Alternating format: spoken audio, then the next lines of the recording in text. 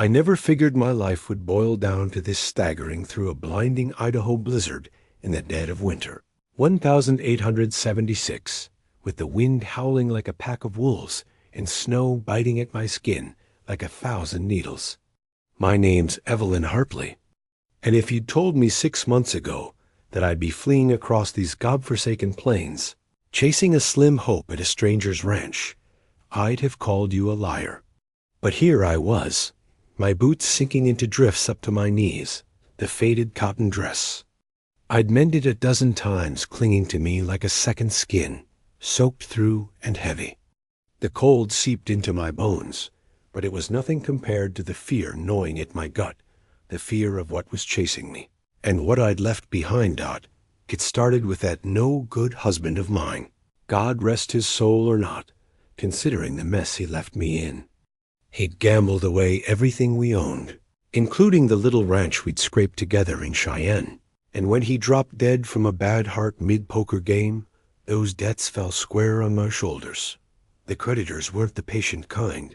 They were rough men with guns and grudges, led by my brother-in-law, Harlan, who saw me as nothing more than a way to claim what he thought was his. Your family, Evelyn, he'd sneered that last night, his breath reeking of whiskey as he cornered me in the barn. Pay up or I'll take it out in trade. I'd fought him off with a pitchfork, drawing blood, and run into the night, knowing he'd come after me with every thug he could muster. Dot now, miles from anywhere. I spotted the faint outline of a fence through the swirling white ranch, just like the whispers in town had said. Caleb Thorne's place, they called it, a solitary spread, where no one went unless they had to. Folks said he was a hermit, hadn't spoken to a soul in years, let alone a woman. But I'd heard he had the finest milked cows in the territory, and if I could learn to tend them, maybe I could save what was left of my own land before Harlan burned it down. It was a fool's hope, but it was all I had. The gate loomed ahead, wooden and weathered, creaking in the gale. I pushed through, my hands numb as I clutched the wool shawl tighter around my shoulders. The ranch house was a low, sturdy log cabin, smoke curling from the chimney like a beacon. But as I neared, a figure emerged from the shadows near a woodpile. Man tall and broad, axe in hand. He froze when he saw me, his silhouette cutting sharp against the storm. "Mr. Thorne?" I called, my voice raw from the wind. "I'm Evelyn Hartley. I need your help." He didn't move at first, just stood there like a statue carved from the Rockies themselves. His Stetson hat was pulled low, shading eyes I couldn't see, but his jaw was set hard, and the scar running down his cheek caught the dim light from the cabin window. Muscles rippled under his chambray shirt as he lowered the axe, and for a moment I wondered if I'd made a mistake coming here. Town gossip painted him as a broken man, widowed or betrayed. Stories varied, but fierce, like a grizzly guarding its den. "What kind of help?" he finally grunted, his voice rough as gravel, carrying that deep western drawl that made my heart skip despite the cold. I stepped closer, snow crunching under my boots, my breath puffing out in white clouds. "Your cows. I heard you're the best. With M, I need to learn how to milk, tend them proper. My ranch ... all I got left, and I gotta make it work." He eyed me up and down, not in a leering way, but like he was sizing up a stray horse-wary, calculating. 20 years alone, they said, no woman on his land, since whatever tragedy had driven him into solitude. I could feel the weight of that isolation in his stare. A man who'd built walls higher than the fences around his spread. My own heart ached.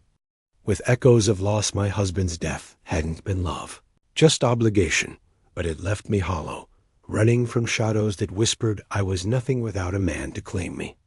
"Ain't no school here," he said, turning back to his woodpile as if dismissing me. But the storm howled louder, snow whipping into my face, and I didn't budge. "Please," I pressed, my voice cracking. I walked 10 miles in this mess. I'll work. For it clean, cook, whatever you need. Just teach me. He paused, axe mid-swing, and I saw it a flicker in his eyes. Maybe pity, maybe something else. The wind tugged at my dress, the wet fabric sticking to my thighs, and I shivered, not just from cold. Inside, the storm raged, fear of Harlan catching up, shame at begging a stranger, and a spark of hope that this gruff rancher might be my salvation. Finally, he set the axe down. Storm's bad. Come in, but just till it passes. No promises. Relief washed over me like warm rain, but as I followed him to the cabin, my mind raced. What if Harlan's men were already tracking me? What secrets did this Caleb Thorne hide behind his scarred facade? The door creaked open, and the warmth hit me, carrying scents of coffee and wood smoke. Inside was sparse a single room with a stone hearth, a rough-hewn table, and a bed in the corner draped with a faded quilt. No frills, no signs of life beyond survival. Sit, he said, pointing to a chair by the fire.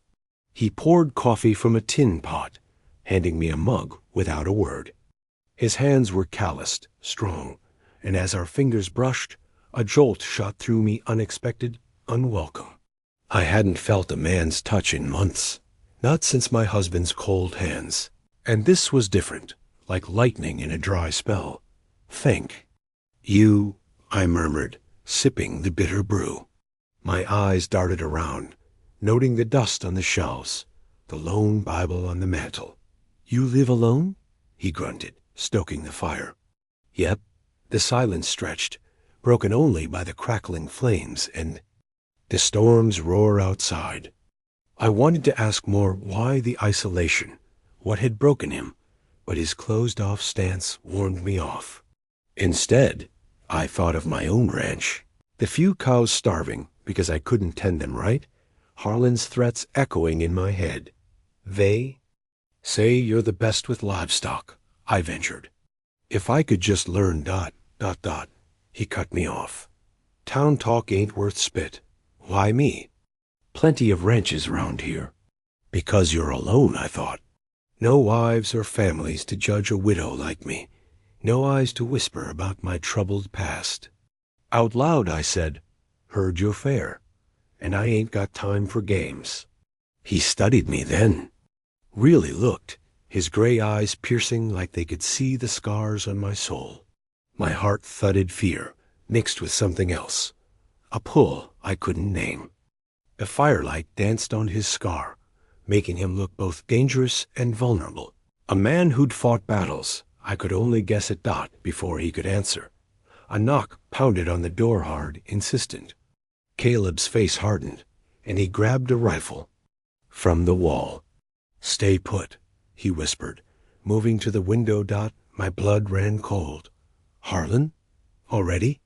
The storm should have covered my tracks, but those men were relentless.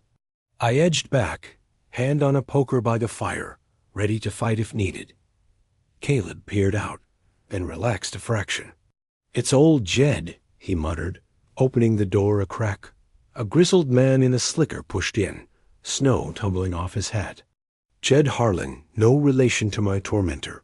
Thank God, a neighbor from down the valley, his face weathered like old leather. Caleb, you seen any strays? Storm's driven my herd crazy. His eyes landed on me, widening. Well, now, who's this?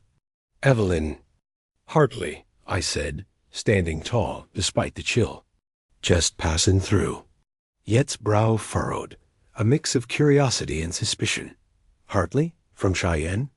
Heard tell of a widow running from debts. That you? My stomach twisted. Word traveled fast in these parts, twisting truths into gossip. That's me, I admitted, chin up. But I ain't running. I'm fixing to save what's mine.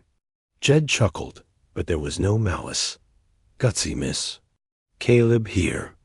Could use some company. Man's been a ghost since. Well, you know. Caleb shot him a look. Enough, Jed.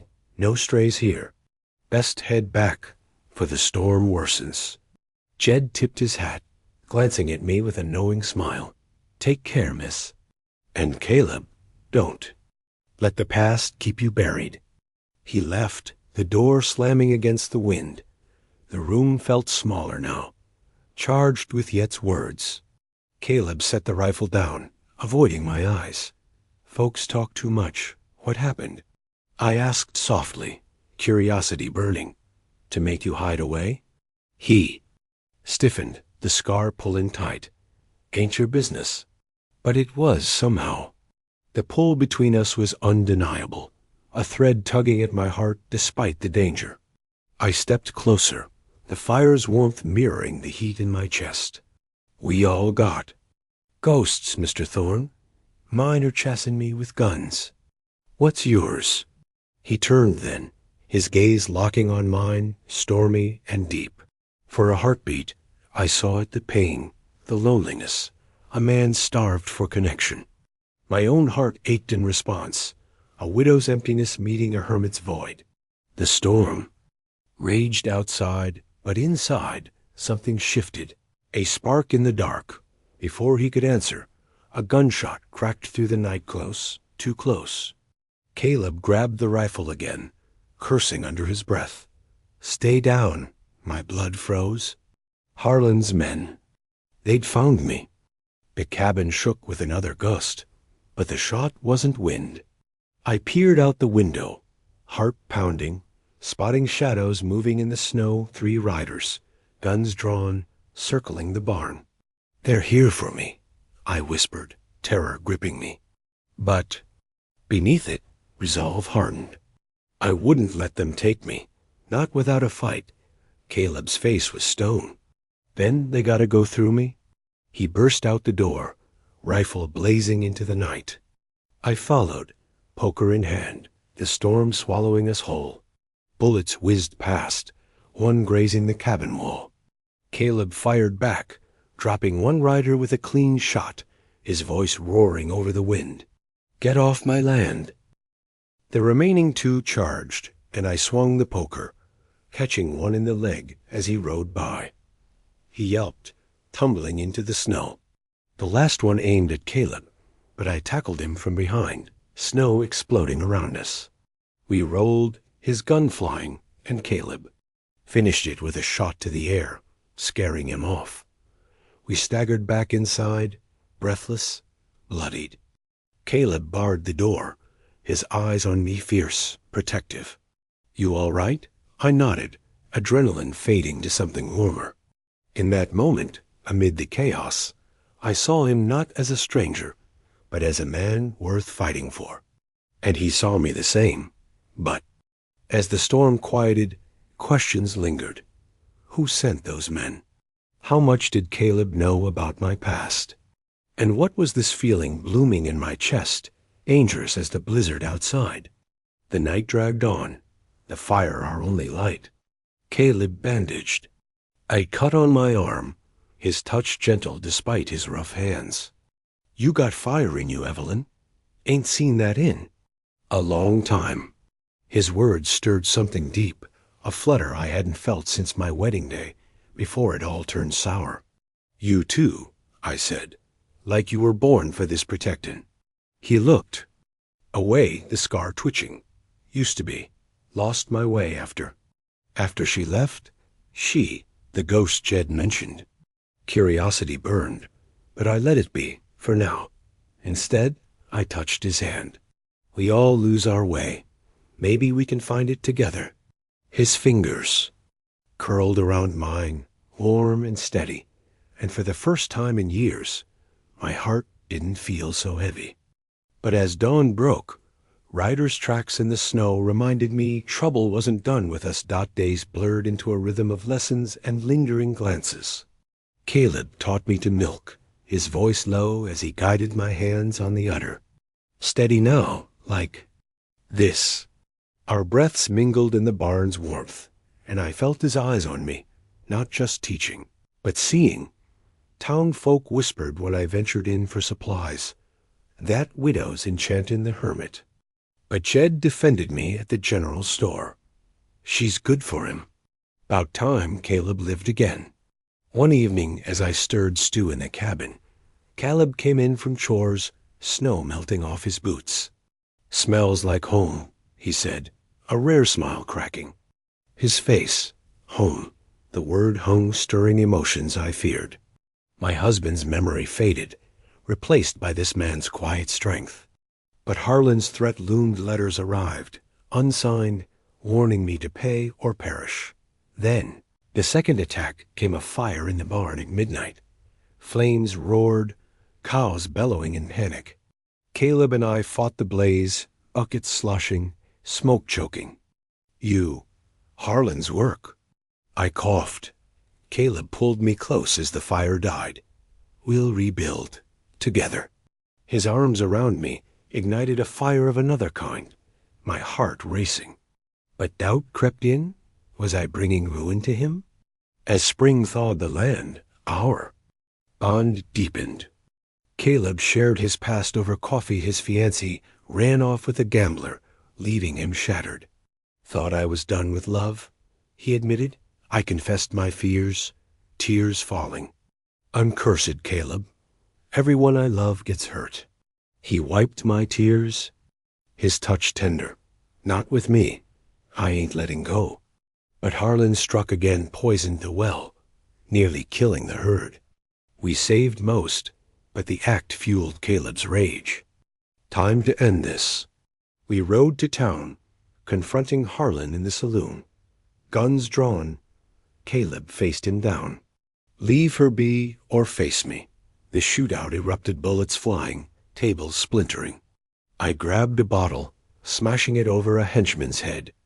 Caleb's shot felled Harlan, ending the threat. In the aftermath, under the stars, Caleb kissed me, fierce, passionate. You're my heart now, Evelyn. We married in the valley, our love a beacon against the wild. From ashes, we built a life, proving love heals all wounds. #Western romance #cowboy love #Wild West romance #Idaho 1876. #forbidden's love #Western adventure #love and redemption #romance and danger #epic love story #Western tailies.